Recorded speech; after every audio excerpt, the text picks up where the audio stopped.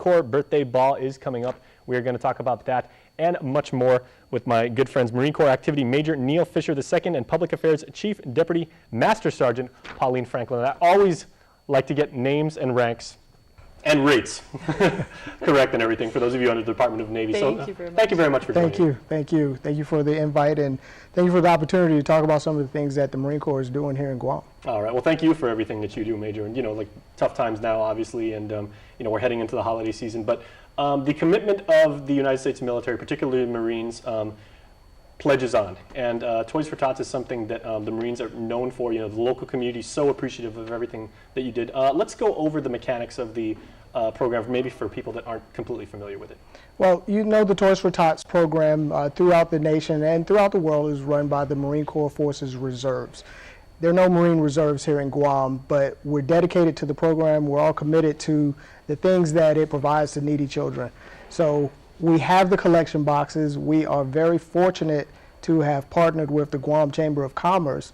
And for those who are interested in donating, please contact the Guam Chamber of Commerce and they can direct those interested persons to the stores and businesses that have those collection points. Mm-hmm. Now, if I may ask, both of you as Marines, what does it mean to you to get involved in programs like Toys for Tots and other things that you do for the community? Because the nature of your duty is so naturally tense, and then you do things like this that are going to put a smile on kids' faces, whether you see that directly or not. What does it mean for you as human beings as well as Marines? Master. You know what, sir? Toys for Tots is just one example of ways that Marines try to engage with the community because we're your neighbors. As you see on Guam, you have a high concentration of military personnel, both Navy, Army, Air Force, and of course, Marines as well. And it's just one way that we can give back to the community and say thank you so much for your support. But it's also a way that we can give kids hope.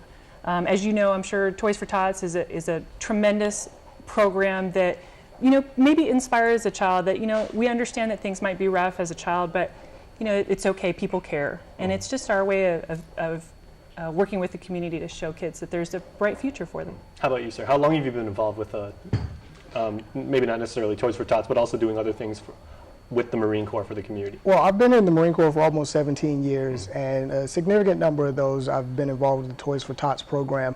Despite the fact that I'm active duty, we always have an opportunity to assist where we can. And here in Guam, where there's not a reserve unit, it's our mission as well, the active duty mission.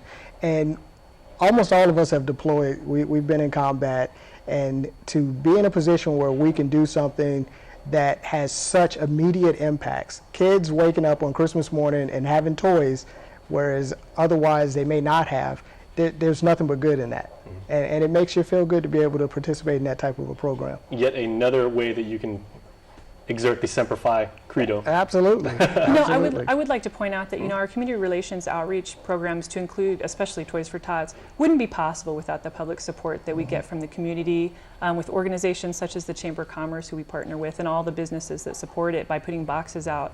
But the gift giving that the community comes out with is really what makes it possible. Mm-hmm. So we appreciate everything that they do to support us as well. And certainly the kids appreciate everything that you find folks do. Right, and we cannot forget our biggest partner in this, and that's the Salvation Army. Mm-hmm. They, one of the challenges for the program for most Marine Forces Reserve units is the distribution piece.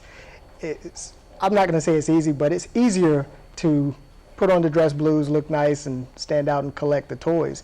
But to actually manage that distribution piece is a huge undertaking, and the Salvation Army here in Guam takes that part on, and they get those toys out, and we bring them in as fast as we can, and it's a great partnership. All right, absolutely. Now I want to talk about the Marine Ball, 238 years and going strong. Hoorah!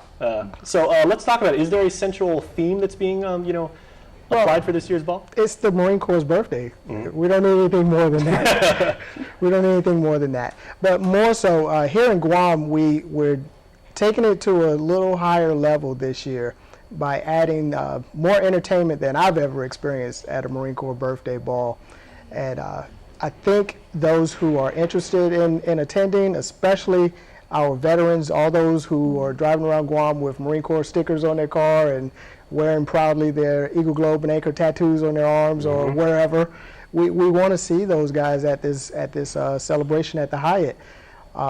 And We have an additional event that's going to happen the next day, the actual birthday of the Marine Corps, which is November 10th, and I'll get to that in a moment. But for the event at the Hyatt, those who attend will have the opportunity to be serenaded during our cocktail hour by Mr. Peter Santos. I think we're familiar Very with that. nice. Absolutely. Guam's youngest crooner. Yeah, He's bringing back that style. It's he very is, welcome. and he's great. Yeah, Yeah. you don't find that often, but he's No. absolutely amazing. Yeah, it's a little different than what we've done in the past. I think those who've attended the Marine Corps' birthday ball here may find this more of an evening of entertainment that happens to have our celebration of our birthday. So we're excited about that. The dinner portion will have Polynesian dance groups, and then we'll close the official ceremony off with the band Prominence. Very nice. So great evening for those who can make it. That is top shelf entertainment.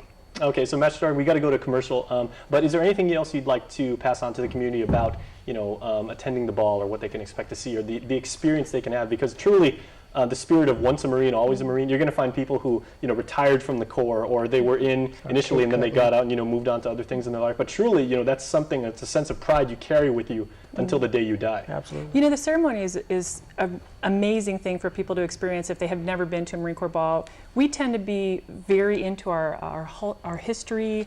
We pay homage to those who have gone before us. And for us, this is kind of like, the prom for high schoolers. This is our big event of the year where Marines come together and pay tribute to our history and what it means to be a Marine. So it's a pretty important experience for us. All right. Well, we can't wait to cover it for you because it's always a thrill for us. And thank you so much for each of you and on the entire Corps for what you do for our nation and our island. Thank you. Thank you very Thank much. you very much. All right, stay tuned. Fiesta Friday continues right after these messages.